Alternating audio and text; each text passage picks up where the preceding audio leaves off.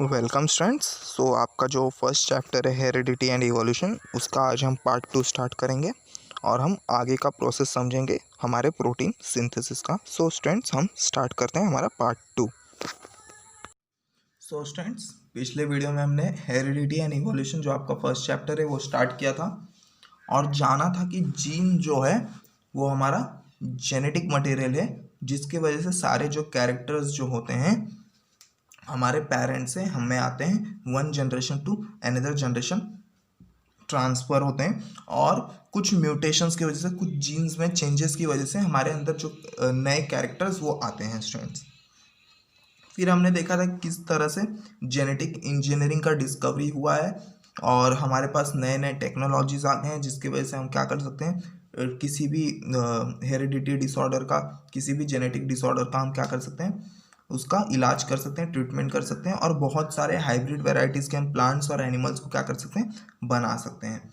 उसके बाद हमने स्टार्ट किया था कि स्टूडेंट्स प्रोटीन सिंथेसिस कैसा होता है, जिसमें से हमने ट्रांसक्रिप्शन जो प्रोसेस है उसे पहले हमने समझा था और इस वीडियो में हम समझेंगे कि ट्रांसलेशन और ट्रांसलोकेशन का प्रोसेस किस तरह से होता है। तो ट्रांसक्रिप्शन में हमने कैसा समझा था स्टूडेंट्स कि जो डीएनए का सीक्वेंस होगा वो डबल स्ट्रैंडेड जो सीक्वेंस होता है, पहले क्या होगा, सिंगल स्ट्रैंडेड में चेंज होगा और उस सिंगल स्ट्रैंडेड को क्या करेगा, उस सिंगल स्ट्रैंडेड से हमारा जो आरएनए है वो बनने वाला है। उससे रीड करते हुए क्या होगा स्टूडेंट्स, हमने यहाँ पे एक डायग्राम भी देखा था।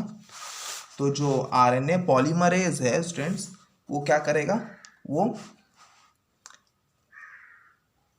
क्या करेगा स्टूडेंट्स, यहाँ पे न्यूक्लियोटाइड्स को लाएगा, अलग अलग न्यूक्लियोटाइड्स को लाएगा। मैंने पिछले वीडियो में आपको न्यूक्लियोटाइड बताया था कि क्या होता है न्यूक्लियोटाइड। तो अलग अलग न्यूक्लियोटाइड्स को लाएगा और एमआरएनए का फॉर्मेशन करेगा। एमआरएनए क्या होता है स्टूडेंट्स, मैसेंजर आरएनए। और मैंने एक बात और बताई थी कि स्टूडेंट्स आरएनए क्या होता है, सिंगल स्ट्रैंडेड होता है और उसमें थायामीन के जगह पे यूरैसिल होता है स्टूडेंट्स। तो हमने यहाँ तक कंप्लीट कर लिया था स्टूडेंट्स और ट्रिपलेट कोडॉन पढ़ा था, है ना स्टूडेंट्स। एक कोडॉन मतलब एक अमाइनो एसिड। एक कोडॉन मतलब एक अमाइनो एसिड, मतलब ये पूरा क्या है, एक कोडॉन है। क्या स्टूडेंट्स, ये इसको पूरा हम लोग क्या बोलते हैं, एक कोडॉन बोलते हैं। और ये 3 ट्रिपलेट से एक अमाइनो एसिड बनने वाला है, वन अमाइनो एसिड बनने वाला है। यहाँ तक हमने पढ़ा था स्टूडेंट्स कि मैसेंजर आरएनए मैसेज लाएगा कोडिंग करने के लिए और उसे कोड करके क्या होगा स्टूडेंट्स, हमारा जो अमाइनो एसिड्स है, अमाइनो एसिड्स प्रोटीन बनाने के लिए रॉ मटेरियल एक टाइप से समझ लो स्टूडेंट्स। हमारे बॉडी में वो अमाइनो एसिड्स होते हैं स्टूडेंट्स। अमाइनो एसिड्स जो होंगे वो मिलके प्रोटीन को बनाएंगे। डॉक्टर हरगोबिंद, यहाँ पे GOBIND है, Govind Khorana, a scientist of Indian origin, has made an important contribution in discovery of triplet codon for 20 amino acids. For this work, he has been awarded with the Nobel Prize in 1968 along with 2 other scientists. तो जो doctor हरबिंद Khurana थे students, वो Indian origin के scientist थे। जब उन्होंने Indian lab में अपनी जगह बनाने की कोशिश की गई तो इंडियन जो लैब था, बायोलॉजी लैब था, वहाँ से उनको निकाल दिया गया। उन्हें बोला कि आप कुछ नहीं कर सकते हैं। तो ये क्या करने लगे, ये इंग्लैंड में चले गए स्टूडेंट्स। इंग्लैंड में उन्होंने क्या किया, इंग्लैंड में उन्होंने 20 अमाइनो एसिड्स के ट्रिपलेट कोडॉन ढूंढ लिए स्टूडेंट्स। उन्होंने क्या किया, 20 अमाइनो एसिड्स, मतलब एक अमाइनो एसिड्स का एक ट्रिपलेट कोडॉन होगा। जैसे कि यहाँ पे आपको मैं समझा रहा हूँ, ये क्या है, एक अमाइनो एसिड है, उसका ट्रिपलेट कोडॉन, जैसे कि ये होगा ATC होगा। तो ऐसे ही उन्होंने दूसरा ट्रिपलेट कोडॉन ढूंढा जिसमें क्या होगा, TGA होगा, ऐसा हो सकता है ना स्टूडेंट्स। ऐसा उन्होंने एक 20 ट्रिपलेट कोडॉन, ये एक है स्टूडेंट्स, ये 2 है, ऐसा क्या किया उसने, उन्होंने 20 अमाइनो एसिड्स का ट्रिपलेट कोडॉन को ढूंढा है। पर उन्हें नोबेल प्राइज मिला है 1968 में और भी उनके साथ 2 साइंटिस्ट और थे जिन्होंने उनकी हेल्प की थी स्टूडेंट्स।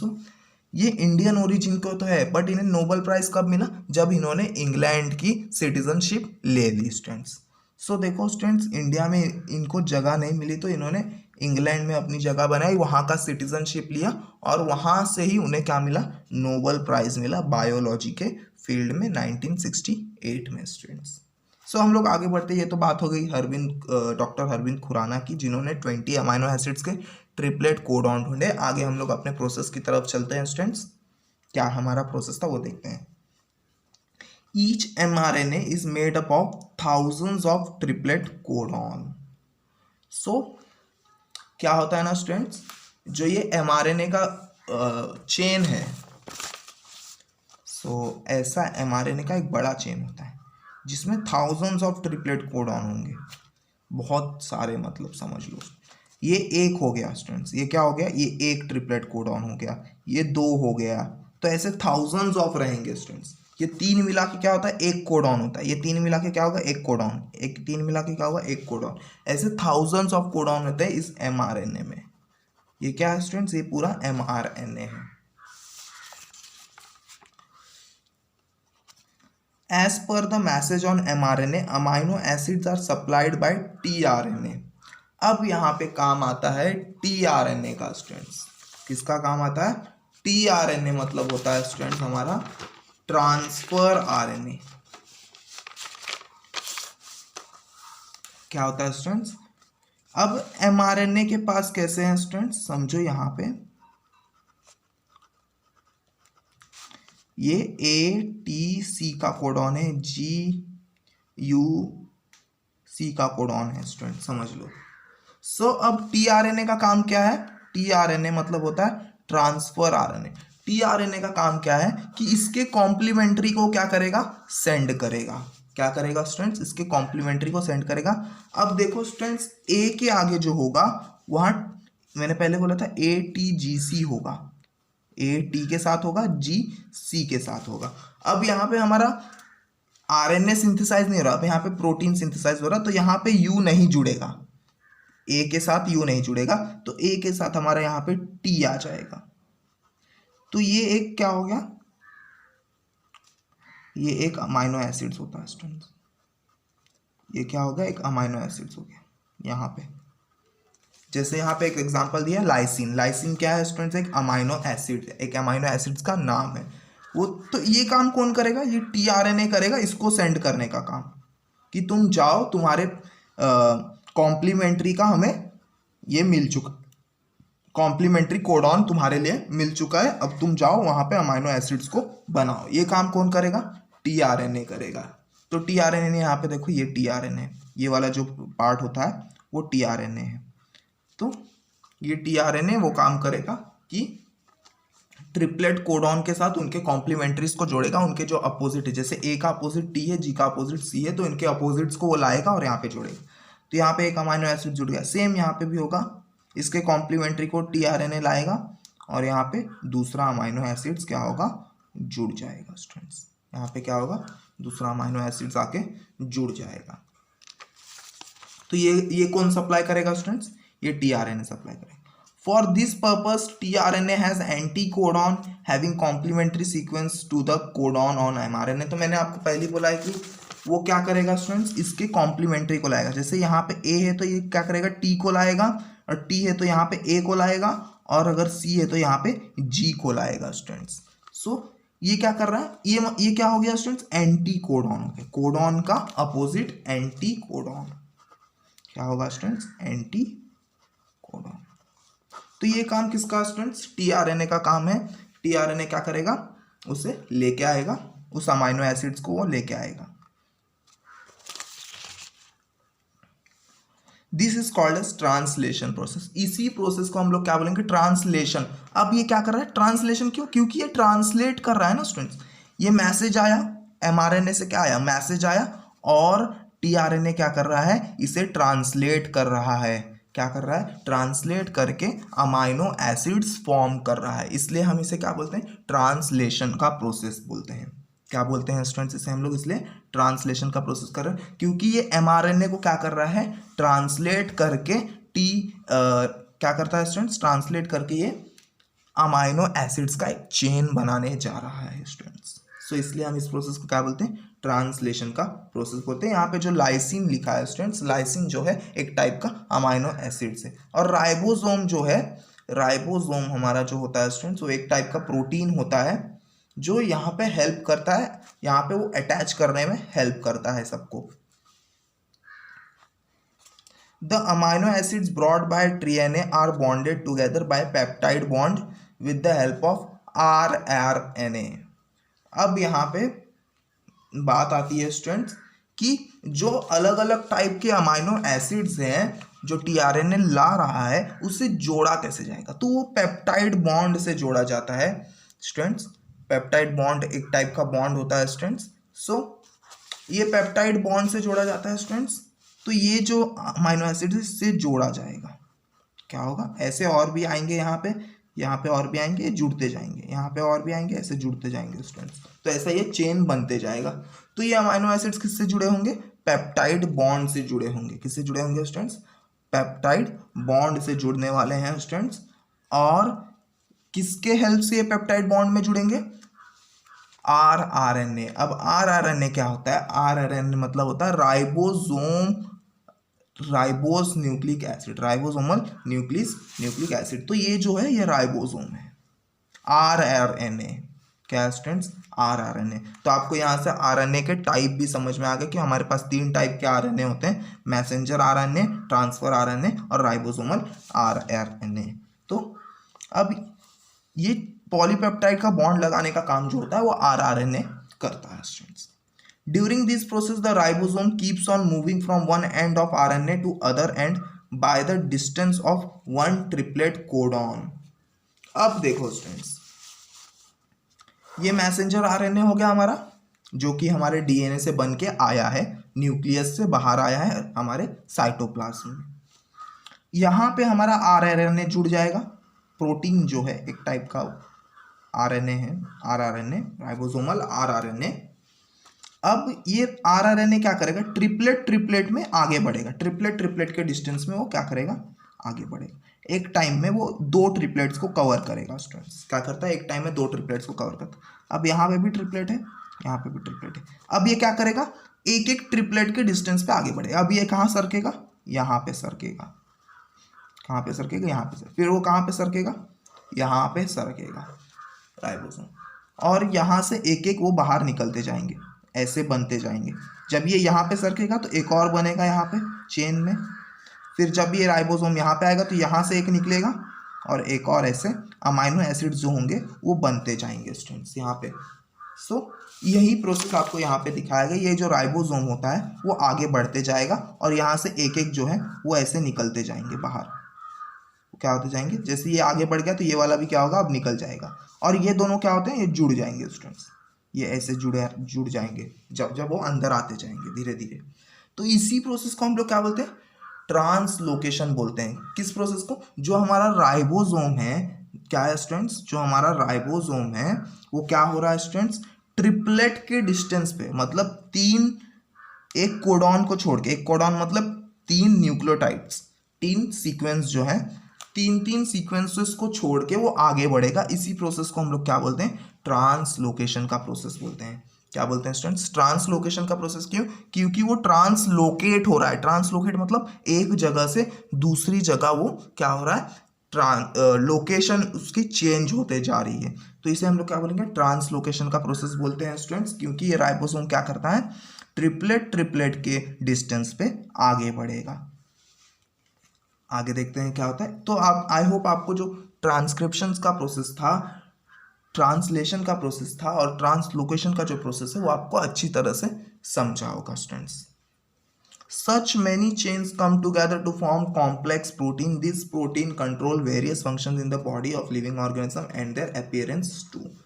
अब क्या होगा, ऐसे अमाइनो एसिड्स के बहुत ही बड़े बड़े चेन बनते जाएंगे और बहुत सारे, एक बड़ा अमाइनो एसिड्स का चेन जो होता है उसे ही हम क्या बोलते हैं, प्रोटीन बोलते हैं। क्या बोलते हैं स्टूडेंट्स, प्रोटीन बोलते हैं। और ये प्रोटीन जो होता है हमारे बॉडी में बहुत ही वेरियस, बहुत ही इंपॉर्टेंट टाइप के फंक्शंस रोल प्ले करता है।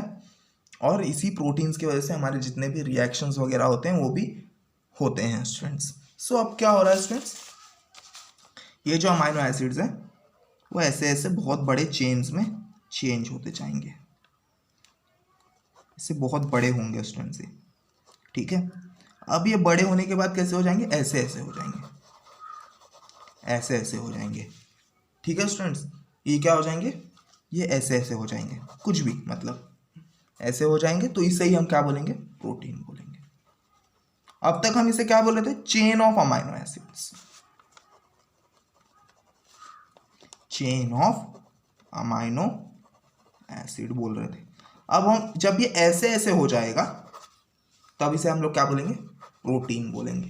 क्या बोलेंगे स्टूडेंट्स, प्रोटीन बोलेंगे। और प्रोटीन का रोल बहुत ही इंपॉर्टेंट होता है हमारे पूरे बॉडी में, हमारे बॉडी के फंक्शंस के लिए students. Living organism can produce new individual like themselves due to genes only, and some of those genes are transmitted to next generation without any changes. So students, मैंने आपको पहले भी बोला है कि लिविंग थिंग्स अपने न्यू बॉर्न को किस तरह से प्रोड्यूस करते हैं, अपने जीन्स को वो ट्रांसफर करते हैं, ट्रांसमिट करते हैं अपने नेक्स्ट जनरेशन में, और अपने न्यू बॉर्न को क्या करते हैं, प्रोड्यूस करते हैं, जनरेट करते हैं स्टूडेंट्स। कुछ जो जीन्स होते हैं वो बिना चेंजेस के चले जाते हैं, ट्रांसफर हो जाते हैं नेक्स्ट जनरेशन में। अब हम आगे देखते हैं क्या बोला है यहाँ पे। Due to this some of the characters of parents are transmitted to their offspring. तो मैंने आपको पहले बोला जो जीन्स होते हैं वो one generation to another generation में जाते हैं, आपके पेरेंट्स में वो आप में आएंगे। तो इसके लिए आपके कुछ कैरेक्टर्स जो होते हैं वो आपके पेरेंट्स से मिलते जुलते हैं। जैसे कि अगर आपके फादर का मैथ्स जो है वो काफ़ी अच्छा है, तो हो सकता है कि आपका भी मैथ्स जो सब्जेक्ट होगा वो काफ़ी अच्छा होगा स्टूडेंट्स। सो ऐसे कुछ कैरेक्टर्स जो होंगे वो आपके पेरेंट्स से आप में आ जाता है students. However sometimes sudden changes occur in those genes. अब कभी कभी क्या होता है ना स्टूडेंट्स, जो जीन्स का सीक्वेंस होता है, जैसे ये मेन सीक्वेंस है, अब यहाँ पे देखो क्या हो गया है स्टूडेंट्स, यहाँ पे ये वाला निकल गया है, ये वाला जो सीक्वेंस है वो यहाँ पे निकल गया है, यहाँ पे दूसरा कोई सीक्वेंस जुड़ गया है। अब यहाँ पे दूसरा सीक्वेंस जुड़ गया मतलब आपका जीन जो है वो चेंज हो गया है।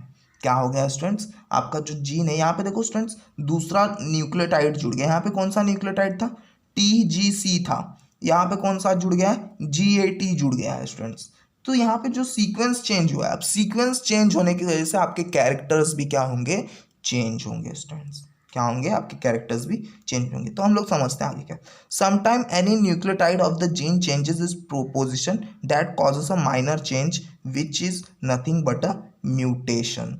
सो ऐसी कभी कभी क्या होता है ना स्टूडेंट्स, कुछ जीन्स जो होते हैं अपने पोजिशन को चेंज कर, ये कहीं जाएगा नहीं स्टूडेंट्स, ये कहीं पे और जुड़ जाएगा, ये वाला जो सीक्वेंस है वो कहीं पे और जुड़ जाएगा। और हो सकता है कि ये वाले सीक्वेंस जहाँ पे था वो यहाँ, ये वाला सीक्वेंस वहाँ पे जाके वो जुड़ जाएगा स्टूडेंट्स, तो हो सकता है। तो ऐसा ही क्या होता है स्टूडेंट्स, ऐसे रिप्लेसमेंट्स हो जाते हैं कभी कभी जीन्स में, कभी कभी उनके पोजीशंस में चेंजेस हो जाते हैं स्टूडेंट्स, जिसकी वजह से आपके कैरेक्टर्स में, आपके बिहेवियर में कुछ तो चेंजेस आ जाता है स्टूडेंट्स। सो इसी को हम क्या बोलते हैं, म्यूटेशन बोलते हैं। इसी जीन्स के डिसलोकेशन को, अपने पोजीशन को चेंज करने का जो इनका वो है, जो न्यूक्लियोटाइड चेंज हो रहा है स्टूडेंट्स, उसे हम क्या बोलेंगे, म्यूटेशन बोलेंगे। तो कभी कभी म्यूटेशन से फ़ायदे भी होते हैं और कभी कभी कुछ डिसऑर्डर्स भी, कुछ बीमारियां भी हो सकती है हमें म्यूटेशन से स्टूडेंट्स।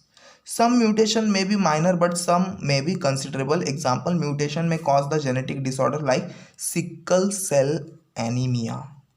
अब देखो स्टूडेंट्स क्या हो रहा है यहाँ पे,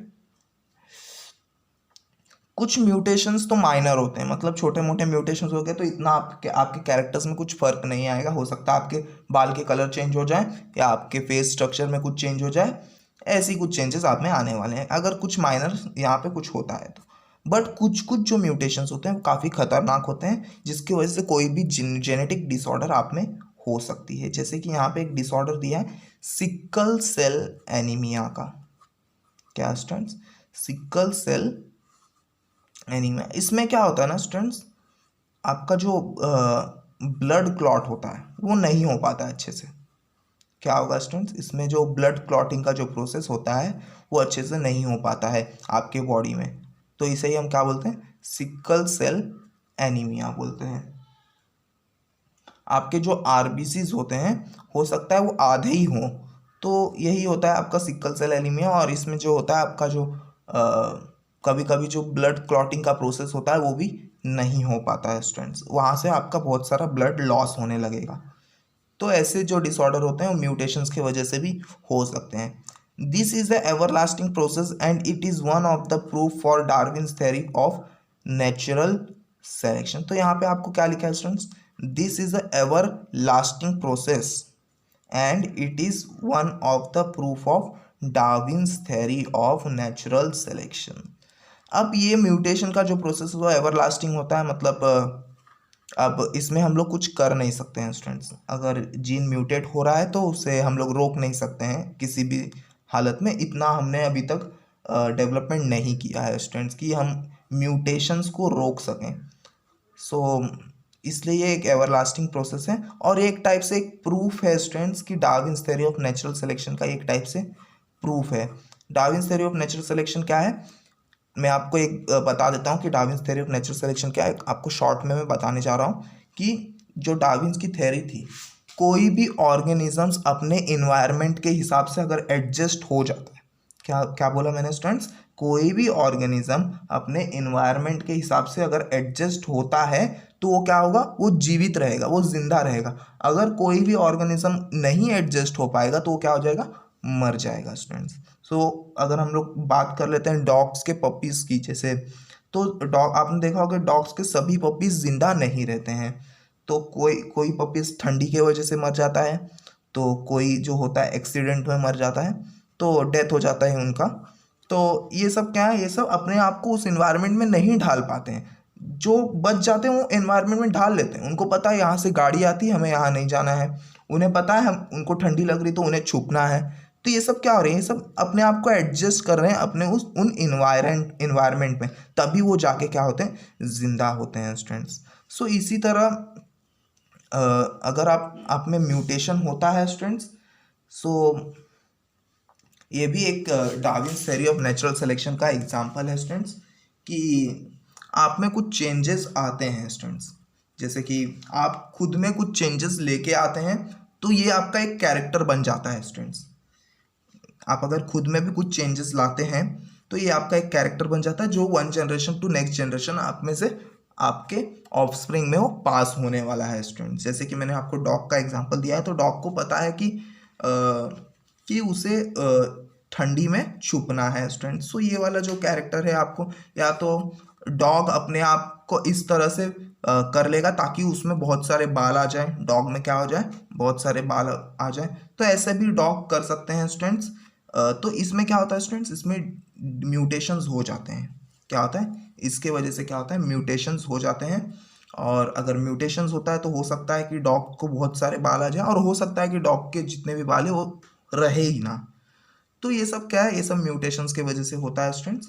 और ये एक अच्छा एग्जांपल है Darwin's theory of natural selection का। जब मैंने आपको बताया कि इसका जो थ्योरी है, डार्विन्स का जो थ्योरी है, वो क्या बोलता है स्टूडेंट्स, कि जितने भी ऑर्गेनिजम्स है अपने इन्वायरमेंट पे एडजस्ट हो पाएंगे तभी वो जिंदा रहेंगे, नहीं तो वो जिंदा नहीं रहेंगे। तो यही है Darwin's theory of natural selection, मतलब नेचर सेलेक्ट करेगा कि किसे जिंदा रहना है और किसे डेथ होना है। तो यहाँ पे नेचर ही सेलेक्ट करता है उन सब लोगों को जो जिंदा रह पाते हैं स्टूडेंट्स। वो क्या करते हैं, खुद को एडजस्ट कर लें, खुद में वो कैरेक्टर डेवलप कर लेते हैं ताकि वो जिंदा रह सकें, और वही कैरेक्टर क्या होगा, one generation to another generation वो पास होने वाला है students.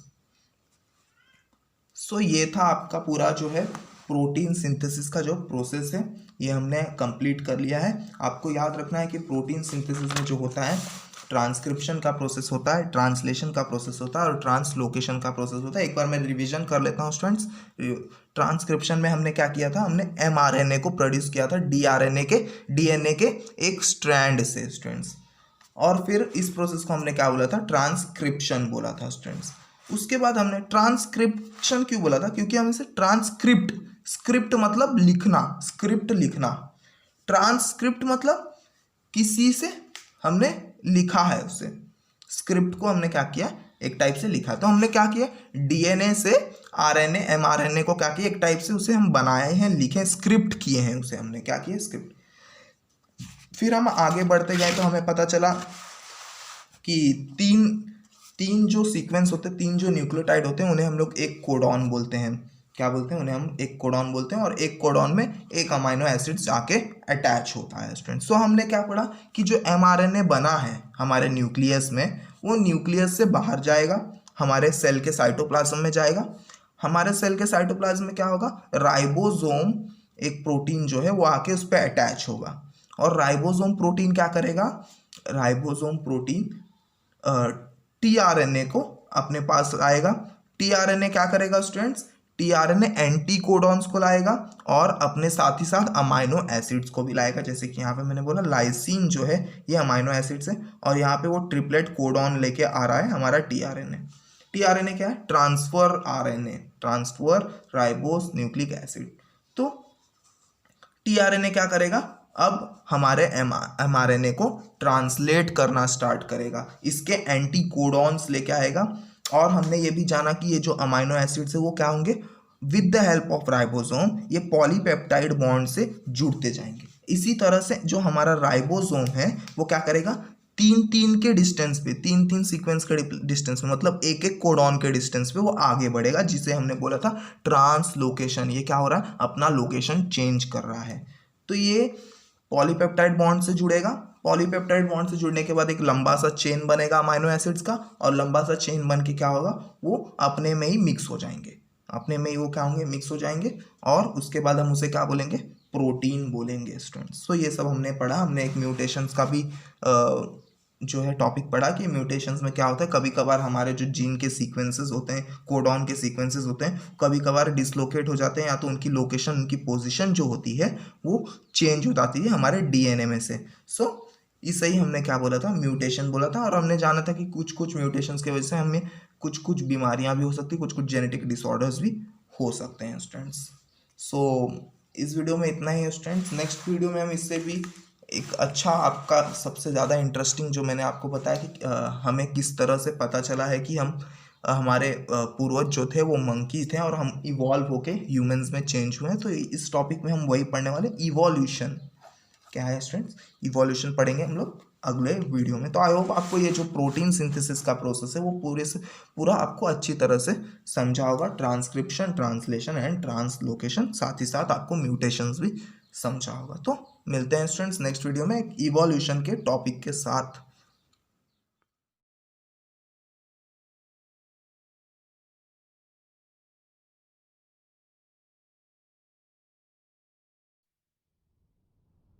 Here is a cell, the basic unit of all living tissue. In most human cells, there is a structure called the nucleus.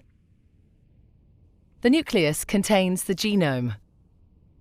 In humans, the genome is split between 23 pairs of chromosomes. Each chromosome contains a long strand of DNA, tightly packaged around proteins called histones. Within the DNA are sections called genes. These genes contain the instructions for making proteins. When a gene is switched on, an enzyme called RNA polymerase attaches to the start of the gene. It moves along the DNA, making a strand of messenger RNA out of free bases in the nucleus. The DNA code determines the order in which the free bases are added to the messenger RNA. This process is called transcription.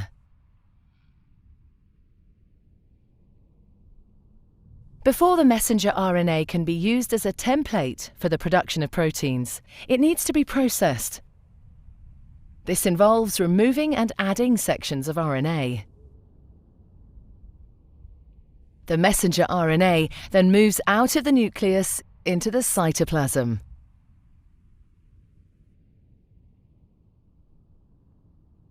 Protein factories in the cytoplasm, called ribosomes, bind to the messenger RNA. The ribosome reads the code in the messenger RNA to produce a chain made up of amino acids. There are 20 different types of amino acid. Transfer RNA molecules carry the amino acids to the ribosome. The messenger RNA is read 3 bases at a time. As each triplet is read, a transfer RNA delivers the corresponding amino acid. This is added to a growing chain of amino acids. Once the last amino acid has been added, the chain folds into a complex 3D shape to form the protein.